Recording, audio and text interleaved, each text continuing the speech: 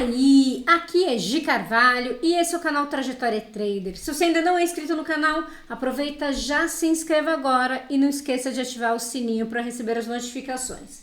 Vamos falar do dia de hoje. O nosso mercado ele anda bem devagarzinho, aquela coisa toda, são poucas operações no dia, não tem sido muito fácil para a maioria das pessoas, não que esteja ruim de fazer as entradas, mas o mercado mais consolidado, estamos no momento em que o mercado está com a liquidez muito reduzida, os investimentos estão saindo da nossa bolsa, então o processo aqui está lento, a gente tem que aproveitar as oportunidades com cautela, porque depois para reverter prejuízo, que é o que a maioria sempre tenta fazer, né, digamos assim, fica mais delicado, mais perigoso. Vamos falar do dia de hoje. O mercado abriu com um gap de alta, eu aproveitei esse gap no Forex, né, operando o índice no Forex, porque na sexta-feira, como ele tinha feito aquela queda forte, eu achei interessante, que era uma região interessante, deixei lá um lotezinho só para brincar, então eu já consegui ganhar uns caraminguá já nessa abertura aqui no dia, no mercado internacional. Aqui o mercado abriu com esse gap, fez esse primeiro movimento de alta, já acima das médias, não dando entrada de gatilho de cruzamento. Claro que tem quem gosta de operar pullback, teria dado uma oportunidade de pullback. Deixa eu ver aqui, só se o MACD dava condições nesse pullbackzinho aqui também. Aqui ó, essa entrada de pullback estava mais arriscada. Se a gente olha o MACD, ele ainda não estava muito bem definido. Deixa eu aumentar aqui para enxergar esse trem direito. Ó, quando ele deu esses movimentos, vamos considerar que teoricamente ele ia fazer um movimento de queda, depois ele fez um movimento de alta. Se alguém fosse entrar aqui considerando um pullback, era arriscado, mas entrou esse movimento, ele foi para frente. É claro que aquilo que eu falo para vocês, eu não gosto muito de pullback nos riscos menores, eu acho que dá boas entradas, mas dá muitas entradas perdedoras também, então eu faço com mais segurança nos riscos maiores, que foi o que eu fiz também a minha primeira entrada do dia. Mas para quem entrou, teve a oportunidade desse movimento, que andou no máximo quase 300 pontos, então ele deu essa oportunidade, depois logo ele já fez o cruzamento. Aí vamos falar um pouquinho, até porque eu até comentei lá no grupo do Telegram, essa entrada que eu fiz hoje, teve um aluno que me perguntou, questionou, que ele não fez essa entrada, não se sentiu confortável por conta do pivô, e eu sempre explico o que me faz entrar numa operação, né? É claro, cada um tem o seu gerenciamento, então a primeira coisa tem que estar dentro do seu gerenciamento. E eu vou dizer o porquê que eu fiz essa entrada. Eu não fiz pelo 11, eu fiz pelo 18, fazendo uma outra leitura, mas que não muda muito em dizer o ponto de entrada. Que fosse o cruzamento no 11R, mas a minha leitura seria a mesma.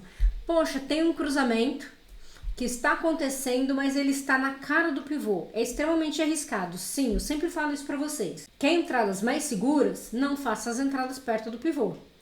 Porque, de fato, a chance de segurar no pivô é muito grande. Mas qual que é a minha leitura nesse momento? Qual que é a leitura que eu faço para entrar, por exemplo, nessa venda que foi a operação que eu postei? Eu analiso o movimento que o preço está fazendo. Então o preço subiu, ele deixou um topo aqui, fez um movimento, ele rompeu esse topo? Não. Quer dizer, vamos dizer assim, rompeu ali, passou uns ponticos, então eu considero que não rompeu. Caiu, de novo ele tentou fazer esse movimento de alta e mais uma vez ele não conseguiu superar. Para mim está claro o suficiente que ele não está conseguindo romper essa região, que é uma região de briga, que a gente sabe disso.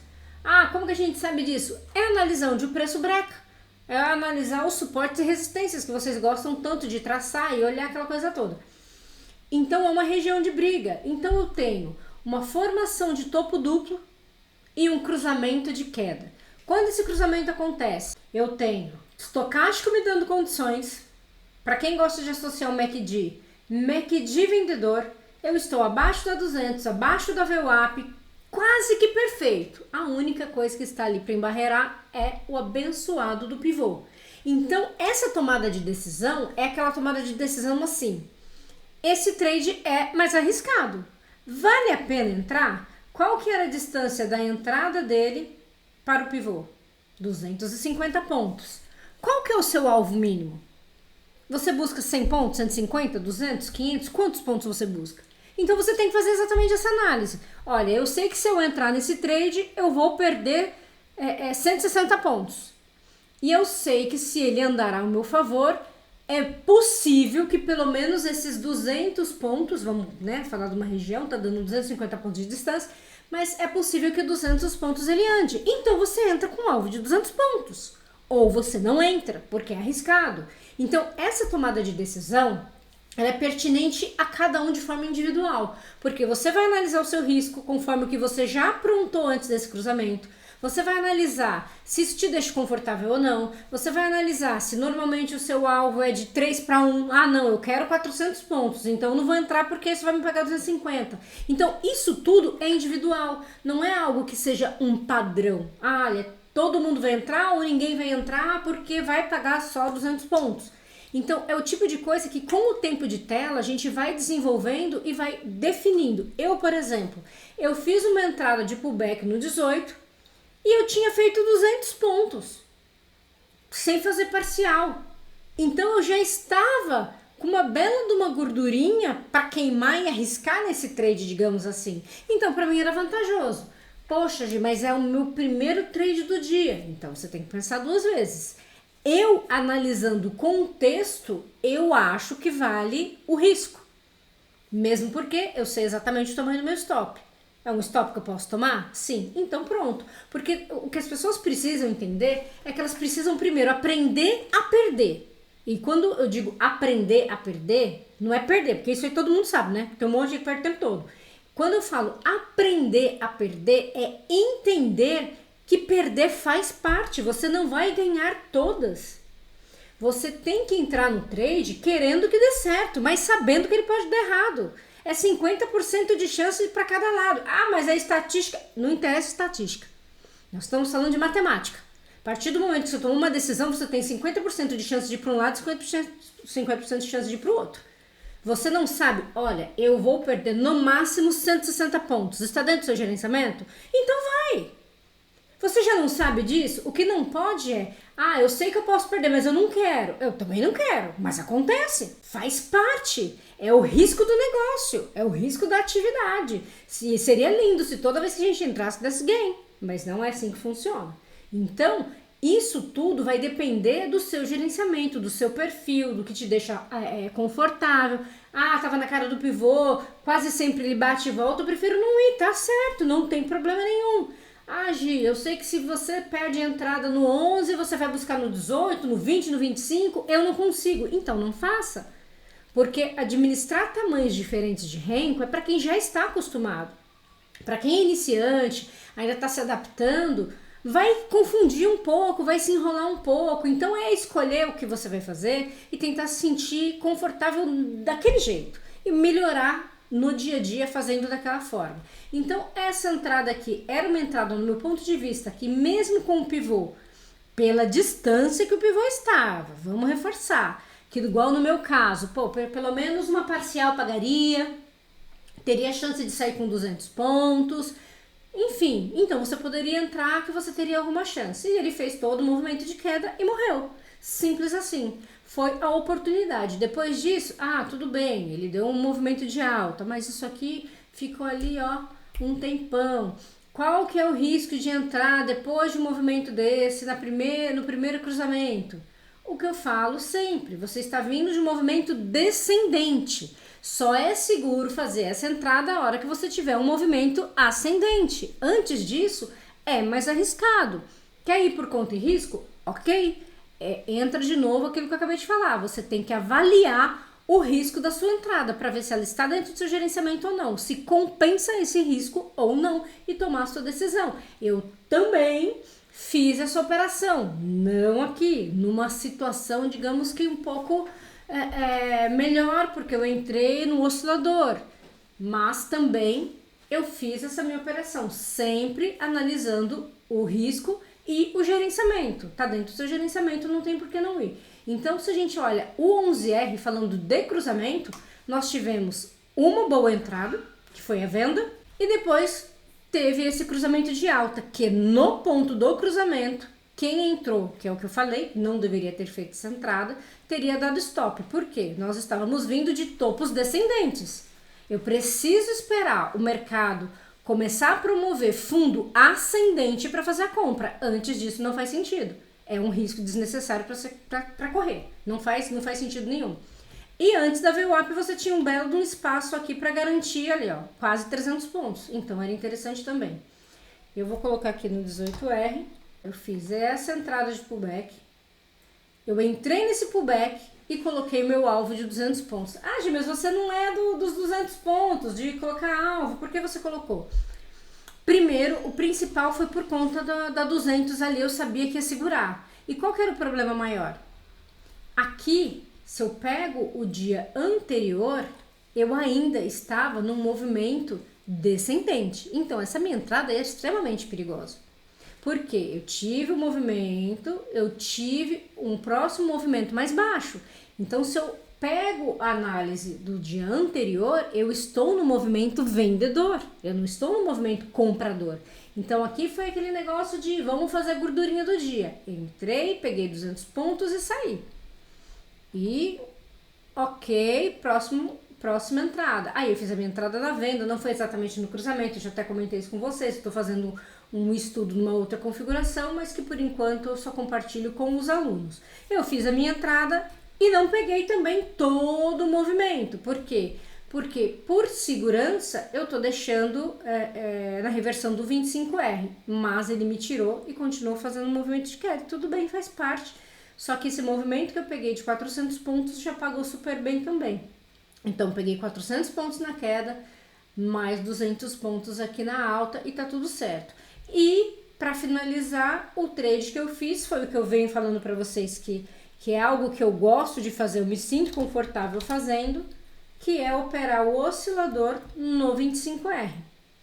Deu um trabalho para andar, mas eu fiz a minha entrada. Eu entrei aqui e segurei esse trade.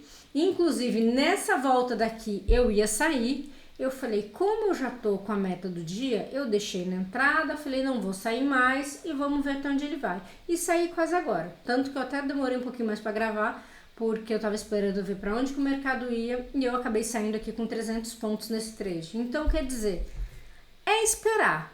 Eu, hoje, prefiro fazer menos trades, esperar mais, só que ser mais assertivo. Isso tem funcionado demais, porque eu tô me sentindo mais confortável, com isso tenho tempo para fazer outras coisas, me dedicar a outras coisas, então tá funcionando super bem.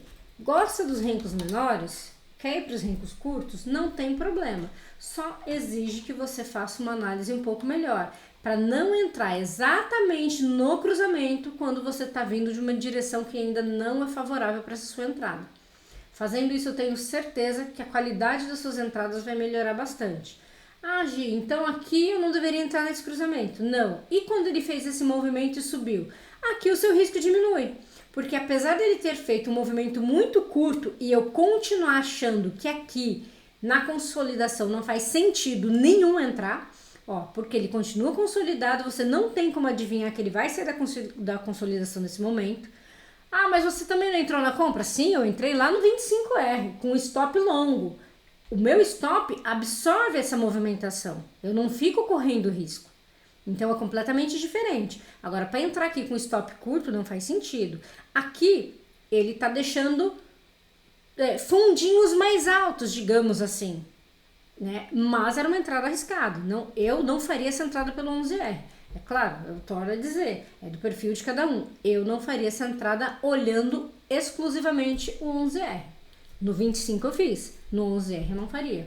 Ah, mas não dá na mesma? Teoricamente dá na mesma, só que no 25R eu entro com stop de 400 pontos.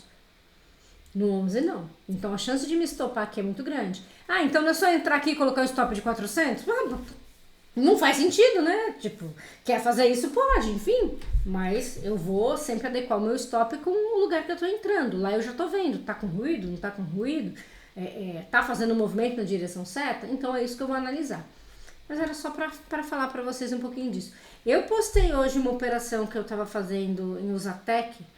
Eu recebi um tanto de direct naquele Instagram, mas um tanto. Para deixar claro, gente, eu não dou mentoria de mercado estrangeiro, não, pelo amor de Deus. Eu comecei há pouquíssimo tempo, tô aprendendo também. as pessoas já perguntando, isso tá na sua mentoria, você ensina? Não ensino nada, eu tô aprendendo ainda. Tô operando com micro lotes lá para entender a dinâmica dos ativos. Então entendo, gente, eu tô operando, tô mostrando para vocês, mais para mostrar, para acompanharem, né, o meu desenvolvimento, o que eu tô fazendo, mas não é com o intuito de ensinar não, porque eu não tenho expertise para ensinar ninguém de mercado estrangeiro não, pelo amor de Deus. Certo, meu povo? Então é isso. Hoje foi essa leitura que eu fiz. Não operei dólar, o dólar fez a estilingada fenomenal dele. Tava em cima do pivô também, mas estilingou, foi embora. Olha o preço do danado. Para quem pegou aqui, foi um movimento muito bom, mas também foi praticamente a única entrada que ele deu. Teve esse cruzamento de queda aqui, que teria dado stop. Dava para ter feito, porque a distância da VWAP estava grande, dava para arriscar, mas estava numa tendência forte, entra naquele mesmo critério, né? Tava vindo do movimento ascendente, já entrar aqui sem ter um movimento descendente primeiro, porque eu não considero box para cima, para baixo, um só, como topo ou fundo. Isso aqui para mim não caracteriza, porque eu tenho um movimento muito curto. Eu gosto de movimentos ali com alguns box para me mostrar se isso aqui é um movimento descendente ou não. Mas o bichinho despencou. Certo, meu povo? Então é isso. Me estiquei demais nesse vídeo de hoje. Qualquer dúvida, deixem aí nos comentários. Um grande abraço e até o próximo vídeo.